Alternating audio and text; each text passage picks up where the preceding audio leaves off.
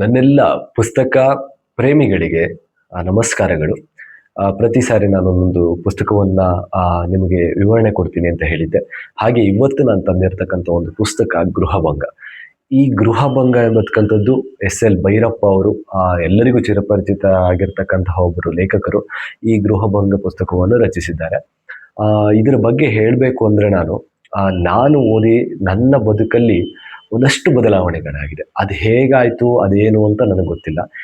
ನನಗೆ ಬದುಕಿನ ಮೇಲೆ ಎಲ್ಲೋ ಒಂದಷ್ಟು ದೃಷ್ಟಿಕೋನಗಳು, ಹಾಗೆ ನನ್ನ ಸುತ್ತಮುತ್ತ ಒಂದು ಕೌಟುಂಬಿಕ ಅಂದ್ರೆ ಜೀವನದಲ್ಲಿ ಯಾವ ರೀತಿ ವ್ಯಕ್ತಿಗಳ ಮೇಲೆ ಒಂದಷ್ಟು ಗೌರವ ಹೆಚ್ಚಾಗುತ್ತೆ, ಈ ರೀತಿ ಕಷ್ಟಗಳನ್ನು ಮನಸ್ಸಿನಲ್ಲಿ ಕೂಡ ಇರುತ್ತೆ. ಈ ಕಷ್ಟಗಳನ್ನ ತಿಂದಾಗ ಯಾವ ರೀತಿ ಮನಸ್ಸು ಒಂದು ಚಂಚಲವಾಗಿರುತ್ತೆ ಅನ್ನೋದ್ರ ಬಗ್ಗೆ ಎಲ್ಲ ನಾನು ತಿಳ್ಕೊಂಡೆ.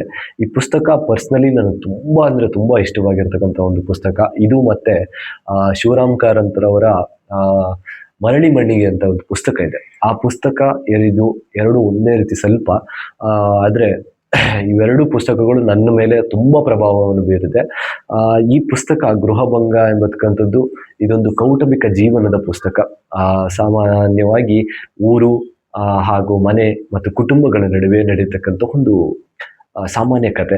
ಈ ಗೃಹಭಂಗ ಅಂದ್ರೆ ಮನೆಯ ಅಥವಾ ನಮ್ಮ ಒಂದು ಕುಟುಂಬದಲ್ಲಿ ಯಾವ ರೀತಿ ಭಂಗಗಳು ಕಷ್ಟಗಳು ಉಂಟಾಗ್ತವೆ, ಅದನ್ನ ಹೇಗೆ ಎದುರಿಸ್ತಾರೆ, ಯಾವ ರೀತಿ ಕಷ್ಟಗಳು ಇತ್ತು. ಒಂದು 1940-50 ಆಸುಪಾಸಿನ ಕತೆ. ರಾಮಚಂದ್ರ ಎಂಬ ಒಂದು ಹಳ್ಳಿಯಲ್ಲಿ ಈ ಪುಸ್ತಕದ ಅಲ್ಲಿರುವತಕ್ಕಂಥ ಒಂದು ಕತೆ ಅಲ್ಲಿ ನಡೀತತ್ತೆ. ಹಾಗೆ ಈ ಪುಸ್ತಕದ ಬಗ್ಗೆ ಹೇಳಬೇಕು ಅಂದ್ರೆ ಇದರಲ್ಲಿ ಪ್ರತಿಯೊಂದು ಪಾತ್ರಗಳು ಜೀವಿಸ್ತಾ ಇರ್ತವೆ. ಎಲ್ಲಾ ಕಡೆನೂ ಒಂದೊಂದು ಪಾತ್ರ ಒಂದೊಂದು ದೃಷ್ಟಿಕೋನದಲ್ಲಿ ಒಂದೊಂದು ಕಥೆಯನ್ನ ಹಾಗೆ ಒಂದೊಂದು ಜೀವನದ ಸತ್ಯಗಳನ್ನ ಬಿಚ್ಚಿಡ್ತಾ ಬರ್ತವೆ ಅಂತ ನಾನು ಹೇಳ್ಬೋದು. ಅದರಲ್ಲಿ ಮುಖ್ಯವಾಗಿ ನಂಜಮ್ಮ ಎಂಬತಕ್ಕಂಥ ಪಾತ್ರ.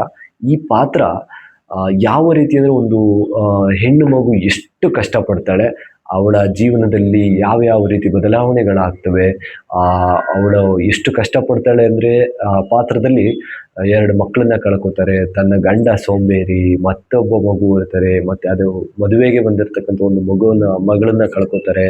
ಅದಾದ ಮೇಲೆ ಇರುವಂತ ಮಗನಿಗೂ ಪ್ಲೇಗು ಈ ತರ ರೋಗಗಳು ಬರ್ತವೆ, ಅವಳಿಗೂ ಕೂಡ ಕಷ್ಟಗಳು ಬರ್ತವೆ.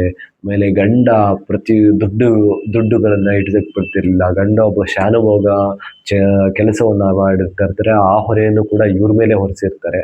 ಹೀಗೆ ಹಲವಾರು ಕಷ್ಟಗಳನ್ನ ಅನುಭವಿಸ್ತಾಳೆ ಯಾರು, ನಂಜಮ್ಮ ಅಂತ. ಇನ್ನು ಉಳಿದಕ್ಕಂಥ ಪಾತ್ರಗಳು ಶಾನುಭೋಗ ಚೆನ್ನಿಗರಾಯ, ಹಾಗೆ ಆ ಗಂಗಮ್ಮ ಅವರ ತಾಯಿ.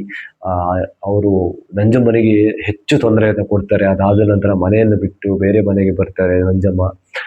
ಹೀಗೆ ಅಪ್ಪಣ್ಣಯ್ಯ, ಕಲ್ಲೇಶ, ಕಂಟಿ ಜೋಯಿಸರು, ಅಕ್ಕಮ್ಮ ಅಂತ ಮುಂತಾದ ಪಾತ್ರಗಳು ಬರ್ತಾ ಹೋಗ್ತವೆ.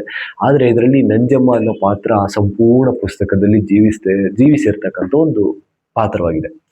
ಪ್ರತಿಯೊಬ್ರು ಈ ಪುಸ್ತಕವನ್ನು ಓದಿದ ಮೇಲೆ ನಮ್ಮ ಜೀವನದಲ್ಲಿ ನಾವು ನೋಡತಕ್ಕಂತ ಒಂದು ದೃಷ್ಟಿಕೋನ ಏನು ಬದಲಾಗುತ್ತೆ. ಇದು ಮಾತ್ರ ಸತ್ಯ. ಯಾಕೆಂದ್ರೆ ನನ್ನ ಜೀವನದಲ್ಲಿ ಆಗಿರ್ತಕ್ಕಂಥದ್ದು. ನನಗೇನು ಹೆಚ್ಚು ವಯಸ್ಸಾಗಿಲ್ಲ, ಒಂದು 20 ವರ್ಷ. ಆದ್ರೆ ನನ್ನ ಬದುಕಲ್ಲಿ ಹಲವು ರೀತಿಗಳಿಂದ ಪ್ರಭಾವ ಬೀರಿರ್ತಕ್ಕಂಥ ಒಂದು ಪುಸ್ತಕವಾಗಿದೆ. ಪ್ರತಿಯೊಬ್ರು ಓದಿ ಅಂತಾನೆ ನಾನು ಹೇಳ್ತೀನಿ. ಈ ಪುಸ್ತಕದ ಮತ್ತೊಂದು ವಿಶೇಷತೆ ಏನಂದ್ರೆ ಪ್ರತಿಯೊಬ್ಬರ ಕಷ್ಟಗಳನ್ನ ಪ್ರತಿಯೊಂದು ದೃಷ್ಟಿಕೋನದಲ್ಲಿ ತಿಳಿಸ ಹೋಗ್ತಾರೆ. ಎಸ್.ಎಲ್. ಭೈರಪ್ಪ ಅವರೇ ಹಾಗೆ. ಯಾಕೆ ಅಂದ್ರೆ ಅವರು ಯಾವುದನ್ನು ನೇರವಾಗಿ ಯಾವ ಪುಸ್ತಕದಲ್ಲೂ ನೇರವಾಗಿ ಉತ್ತರಗಳನ್ನ ಅಥವಾ ಪ್ರಶ್ನೆಗಳನ್ನ ಕೇಳಲ್ಲ. ಅವರು ಓದುಗರಿಗೆ ಒಂದಷ್ಟು ಗೊಂದಲಗಳನ್ನ ಹಚ್ಚಿ ಕೊನೆಗೆ ಅದರಲ್ಲಿ ಉತ್ತರ ಸಿಗುವಂತೆ ಬರೀತಾರೆ. ಅವರು ಯಾವುದರಲ್ಲೂ ನೇರವಾಗಿ ಇದು ಉತ್ತರ, ಈ ಪ್ರಶ್ನೆಗೆ ಇದು ಉತ್ತರ ಅನ್ನೋ ರೀತಿ ಯಾವ ಬುಕ್ಕಲ್ಲೂ ನಾನು ಓದಿಲ್ಲ. ಈ ಪುಸ್ತಕವೂ ಹಾಗೆ ಒಂದು ಕೌಟುಂಬಿಕ ಜೀವನದ ಬಗ್ಗೆ ಎಲ್ಲಾ ಪಾತ್ರಗಳನ್ನು ಸೇರಿಸಿ ಹೆಣೆದಿರ್ತಕ್ಕಂಥ ಒಂದು ಕಥೆಯಾಗಿದೆ. ಇನ್ನೂ ಹೆಚ್ಚು ಈ ಪುಸ್ತಕದ ಬಗ್ಗೆ ಹೇಳಬೇಕು ಅಂದ್ರೆ ಈ ಪುಸ್ತಕ ಒಬ್ಬರನ್ನ ಬದಲಾಯಿಸೋ ಒಂದು ಶಕ್ತಿ ಇರ್ತಕ್ಕಂಥ ಒಂದು ಪುಸ್ತಕ. ಒಂದು ಕಷ್ಟಗಳು, ಹೇಗೆ ಅದನ್ನು ಎದುರಿಸಬೇಕು, ಎಷ್ಟು ಕಷ್ಟಗಳು ತಿನ್ನುವಂಥ ವ್ಯಕ್ತಿಗಳಿದ್ದಾರೆ ನಮ್ಮ ಮುಂದೆ ಸಮಾಜದಲ್ಲಿ. ಈ ಥರದ ಕಥೆಗಳು ಇದ್ದಾವೆ. ನಾವು ಚಿಕ್ಕ ಚಿಕ್ಕ ಕಷ್ಟಗಳಿಗೆ ನಮ್ಮ ಜೀವನವನ್ನು ತುಂಬ ಕಷ್ಟ ಅಂತ ಅಂದ್ಕೊಳೋ ಸಮಯದಲ್ಲಿ ಈ ಥರದ ಒಂದು ಕಷ್ಟಗಳು ಕೂಡ ಇದೆ. ನಮ್ಮ ಕಷ್ಟ ಅದಕ್ಕಿಂತ ತುಂಬ ಕಡಿಮೆಯಲ್ಲಿದೆ ಅಂತಕ್ಕಂಥ ಒಂದು ದೃಷ್ಟಿಕೋನವನ್ನು ಕೊಡ್ತದೆ.